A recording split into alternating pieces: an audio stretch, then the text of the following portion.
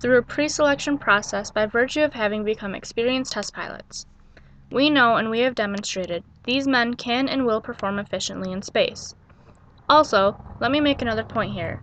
We don't foresee in the near future, talking about the next 5 or 10 years now, the need at any given time for more than perhaps 40 or 50 space pilots in the NASA program. We see, therefore, at this time, no need to broaden out the available pool of people that we could use as test pilots. We, therefore, have no plans for an immediate program to start a major training program for space pilots, be they men or women. Mr. Rampuso: would the fact that the Russians are training women alter your opinion on this regard? Mr. Lowe: I don't know for a fact whether or not they are training women. I don't think it would be at this time, Mr. Chairman, because we do have this large pool of qualified people that we can draw on for our present piloting needs. One more point.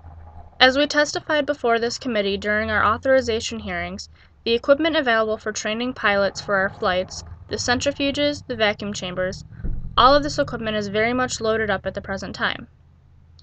Mr. Rampuso: that is the best point you have made. In other words, you are not objecting to women, but at the present time, to let them use the things that you are using now for the astronauts would be interfering with that program.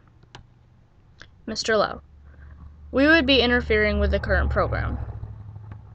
Mr. Rampuso: all right, that I can see. In the future, when that relaxes and when more equipment becomes available, you think you will give consideration to it? Mr. Lowe: then I think we should certainly look into this problem.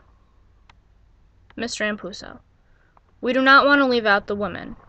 Mr. Lowe: no, sir, I certainly don't. Mr. Rampuso: let me ask you this question. If it should be desirable in the future for the United States to place in space together an American and, say, an English astronaut, would you then rule out this question of citizenship, or would that be done by bilateral agreement? Mr. Lowe: yes, sir, this is an agreement that would have to be reached. Mr. Rampuso: international agreement.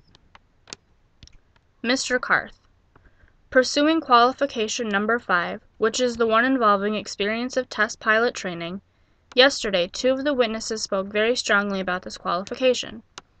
They felt, quite frankly, that an extensive number of logged hours in actual flight compensated for all of the variables or invariables and the emergencies that one might meet as a test pilot. Therefore, the test pilot requirement was not a fair one, because it ruled out too many people who normally get this training if they had logged a great number of flying hours. Would you care to address yourselves to that?